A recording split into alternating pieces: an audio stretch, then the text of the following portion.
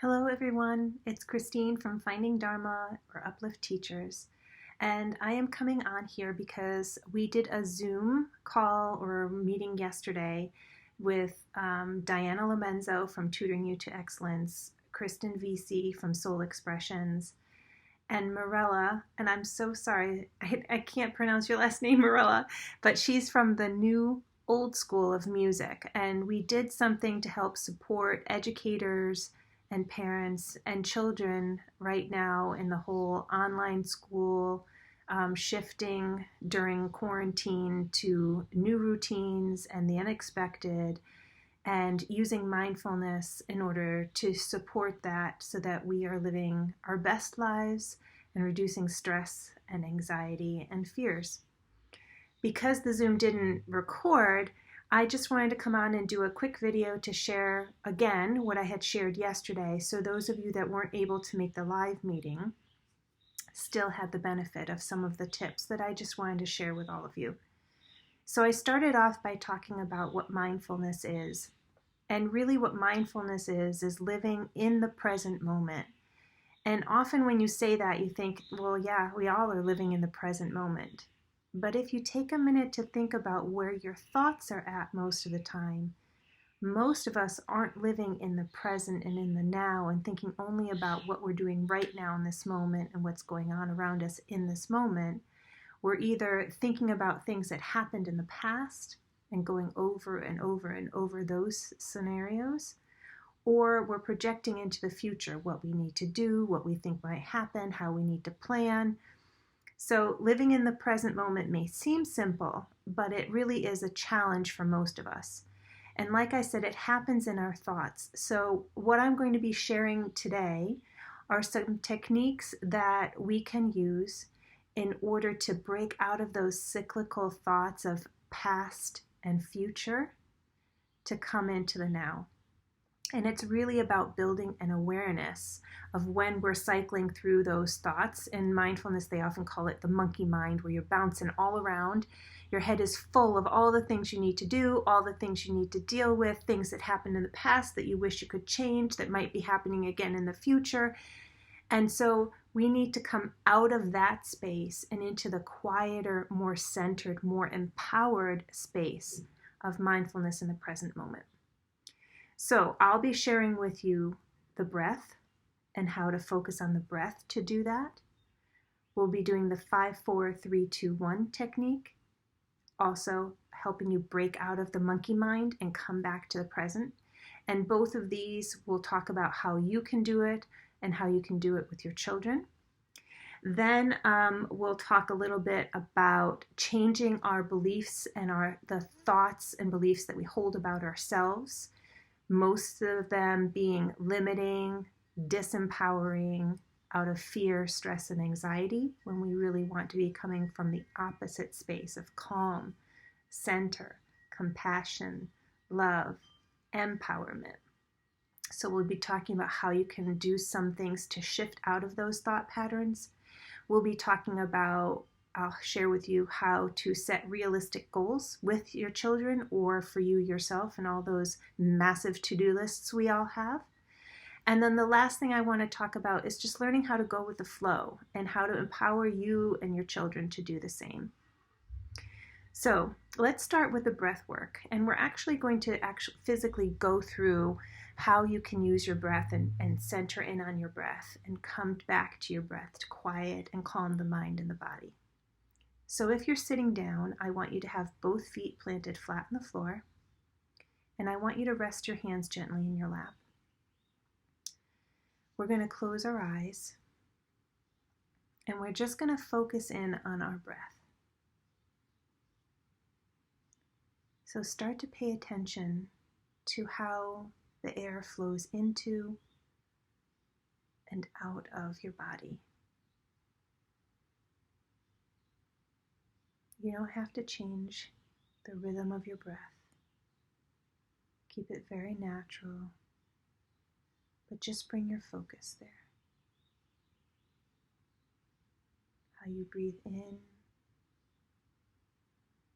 and out, in and out. Take note of where you might feel this breath moving in your body and out of your body. Is it in your nose or the back of your throat? In the rise and fall of your chest or your abdomen?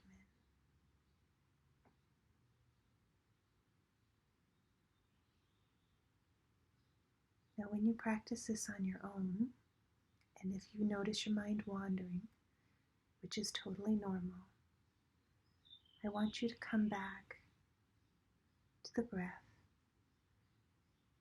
And to focus, you can use the word in as you inhale and out as you exhale.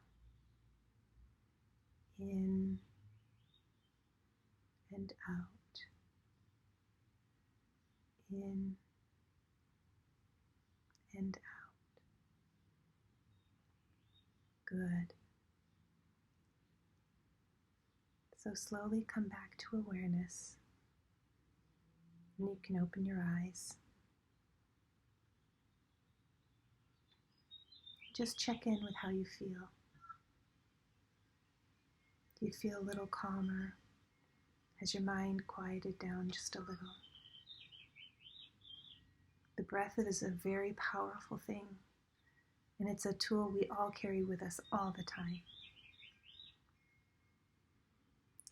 Just focusing on the breath and saying to yourself in and out as you exhale is all you need to do to break out of thoughts, cyclical thoughts of anxiety and fear and stress, and bring you back to the present moment.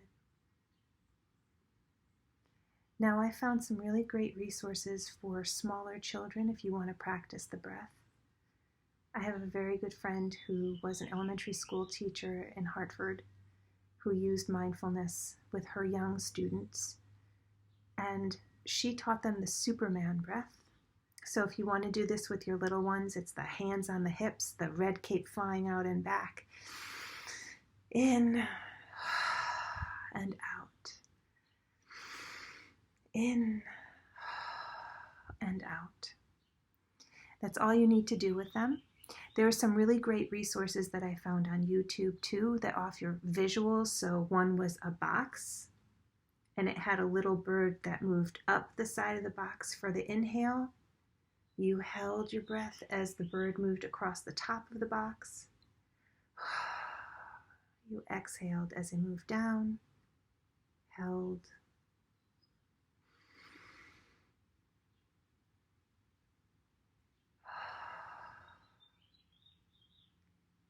So there are really great resources if you just go on YouTube and you Google mindfulness for children, yoga for children, and meditation for children. I also found some great visual cues like with the Superman breath on Pinterest. So there's lots of resources out there. You just need to know, I guess, the keywords to search for them and where. So that's the breath. The breath also gives us that pause, and pause is key for mindfulness because in the pause is where the quiet and the stillness is, the breaking out of that pattern. And that's the space then that you become empowered to make a choice about how you want to move forward, how you want to redirect your thoughts or your beliefs or your perspective. Okay, so we're going to constantly be coming back to pausing and choosing. So the breath is one pause. Another great technique is the 5-4-3-2-1 technique. And in this one, it's really great if you find yourself really stressed out, hectic. You need to just stop and do the 5-4-3-2-1. So let's do this right now. The 5 is naming 5 things that you can see right now around you in the space around you. So I'm sitting at my desk looking out the window, so I see a beautiful oak tree or maple tree, a birdhouse, my water bottle, my courage rock, and a lamp. Those are 5 things that I see right now. 4 things I hear. I hear birds chirping, the breeze blowing through the leaves on that beautiful maple tree. My wind chimes, maybe you can hear them too, and my refrigerator running. 4 things I can hear. 3 things I can touch. My courage stone, my shirt, my marker. 3 things I can touch. 2 things I can smell. Now, if you can't physically smell something around you because you don't have incense going or a candle or something cooking, you can just name 2 things that you love the smell of. So for me, it's vanilla and coffee. 2 things I love the smell of. And 1 is for taste. 1 thing that you can taste. So if you've just had a mint or brushed your teeth, you might physically be able to taste something right now. But if you don't, again, you can just name your favorite thing you like to taste. I'll say maple syrup. 5, 4, 3, 2, 1. Using all your senses that are helping you tune in to right now, physically happening around you using your body. So you're removing yourself from these crazy thought patterns that you've been in, stressing you out, creating anxiety, coming back into the present, back into your body, back into where you are right now in this moment. That technique is one of, I put together 28, so Diana will be sending out hopefully this video with 3 PDFs that I created for you, and one of them is a mindfulness calendar. So you can use it for 28 days, or you can cut each of these out and make a card and randomly pull one. And they're mindfulness activities to do for yourself or for you with your children or your family. And one of them in here is the 5, 4, 3, 2, 1. All right. So we've talked about how to break out of cyclical thought patterns when we realize that we're stressing out or we're feeling anxiety. And awareness is always the first step to gaining back calm, peace, and empowerment through mindfulness. But now we're going to talk about not only breaking these thought patterns, but becoming aware of them when they're happening and actively choosing to replace them with something new. So a lot of times you might notice this with your children. So for me, a big thing when I was growing up was I had been told that I was not the athlete in the family, and I never was going to be. And I accepted that as my truth. So if people ask me if I wanted to play kickball, or I wanted to join an athletic team, or I wanted to do a workout, for me, my habit of thought and belief was that I am not an athlete. That's obviously a disempowering thought. So the first step is becoming aware that I've adopted this belief pattern and made that my reality and my truth. So what I want you to encourage is, in this time of online learning and home learning, your kids may be really struggling with being independent learners, having to adapt to new schedules, adapt to not being in the classroom and being able to pick up on the energy of the other students and the teacher, and having to create all of this on their own. And they may be verbalizing beliefs that are disempowering and that are limiting, that they are using to create their truth. I can't do that. Online learning sucks. I'm not smart enough to do this on my own. I can't focus. This is too hard. All of those beliefs that you hear them verbalizing, you can stop and make them aware of it. And in that pause of awareness, choose to replace that I can't do that, it's too hard, that's not something I can do, I'm not smart enough, with a new thought that is empowering. So I have this worksheet. It's really simple. You have the red and the green. This is the disempowering belief. That's too hard. I can't do that. I'm not smart enough. And putting in here the new belief that you're going to replace that. I'm not smart enough. I am able to do anything I put my mind to. So whenever you hear your child then do that I'm not smart enough, you're able to remind them, I can do anything I put my mind to. So you can do this too. It's not just children that have different disempowering beliefs. It's all of us.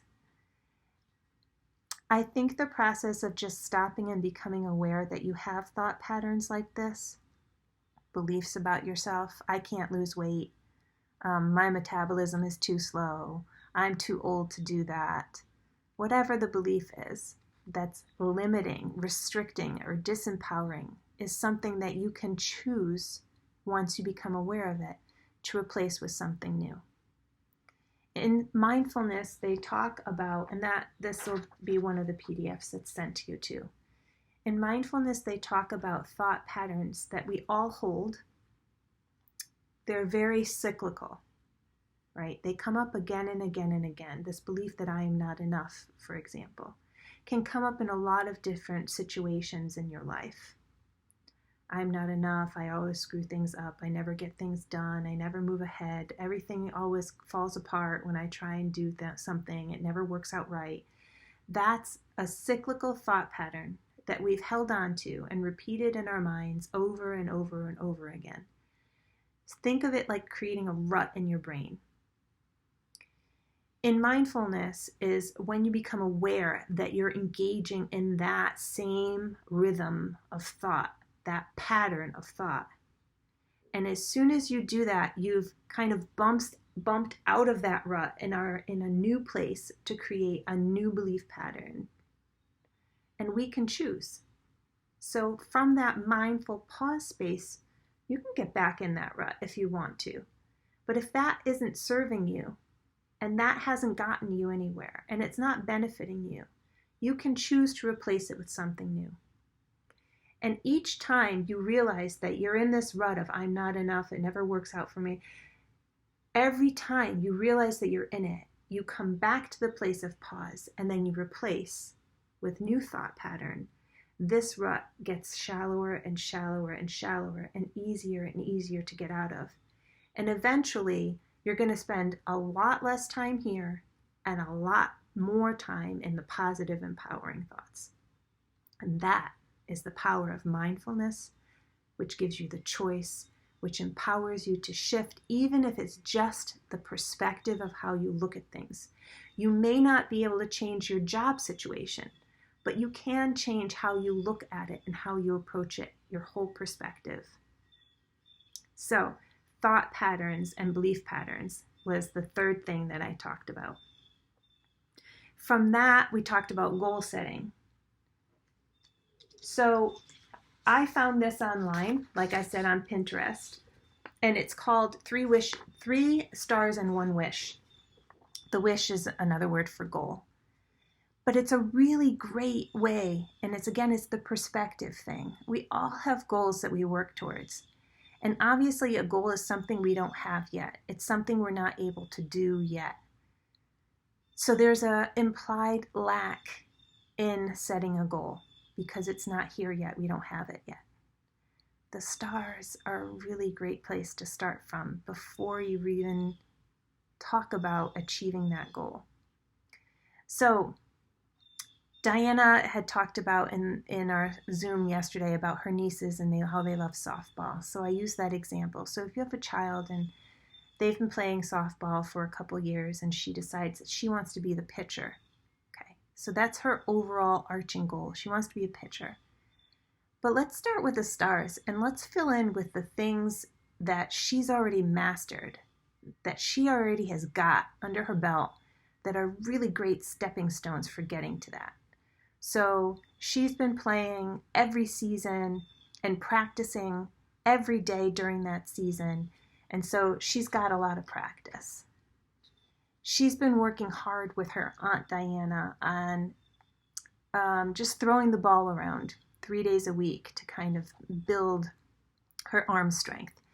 And she has been listening to all the tips her coach has been giving the other kids on the team and been trying to implement them all on her own. These are 3 strengths and foundational things that she's already got in place. She's got them down. She does not need to work on these. They're hers. But they're going to help her build up to the goal of becoming a pitcher. So the one wish is the next step of what she wants to do to get that goal. Maybe it's working on her accuracy, her throwing accuracy, whatever it is. But by doing it this way, we're not building only from the place of lack and not having. We're building from the place of we've got a lot going for us. We're already on our way. We just need to focus on the next thing and the next thing. So goal setting is really important. We talked about to-do lists for grown-ups because we all have them, and Diana shared hers, and I talked about my husband who has legal pads full of them. Goal setting for adults and to-do lists are also about realism. So you want to set yourself up for success. So maybe just set up 3 things on your list every day when you get up, 3 things that you want to get done. And then choose the one thing that really needs to get done out of those 3 and do that one first. Realism when it comes to to-do lists. It's something that I'm working on too. I'm a huge to-do list person. I love being able to check things off, but they can become overwhelming and they can drive your life and they can leave you feeling like you're never getting anywhere because as soon as you check off one thing, you add 3 more. It's something that I think I'm going to be putting together a workshop in probably in the next year or so about how to handle mindfully to-do lists. I just want to put out the word compassion and maybe realism to go with it. So be compassionate with yourself when you do your to-do lists. And then the last thing that I wanted to share is that whole idea of going with the flow. Online learning and this whole quarantine with parents starting to work from home, not being able to go out, health concerns, online schooling, internet and tech issues, and all of that is new. We have the ground shifting beneath us, and from day to day, we don't know what new things are going to come up and what new issues we're going to have to deal with. And so it means you have to be a little bit more flexible. And teaching our children to be flexible and problem solvers is a huge skill for them to learn and be able to use. And this is a great opportunity to do that.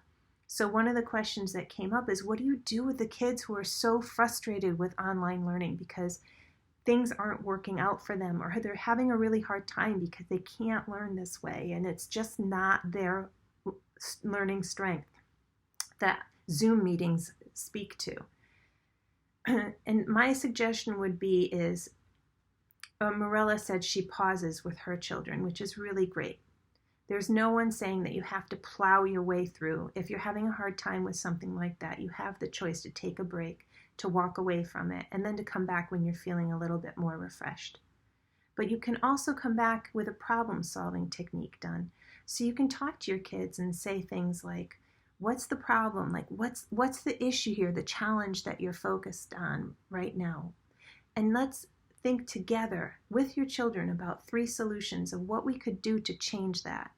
Maybe change the daily schedule. Maybe talk to the teacher and see if there's other options, or if there's supplemental materials that we can use. If there's videos online we can use to supplement instruction, and really try and problem solve with them and come up with some solutions that they can try, and know that they can always shift. This is nothing set in stone, that they can always come back and readjust. And that's what going with the flow is really about. And that is a really powerful tool to have in life, no matter when, how old, or how often you need to use it. So I've gone on for almost 25 minutes now, but I wanted to share with you everything I had shared. If you have any questions, feel free to reach out. Christine Dombrowski at finding-dharma.com, and Dharma is DHARMA, and my last name, Dombrowski, is DOMBROWSKI, Christine Dombrowski at finding-dharma.com. You can also go to my website, which is finding-dharma.com. And I look forward to hearing from you. Let me know how things are going. And I am very grateful that you came and wanted to take part in this workshop. Feel free to share whatever I have shared here with anyone that you think might benefit. And I'll talk to you soon. Stay safe and stay well. Bye.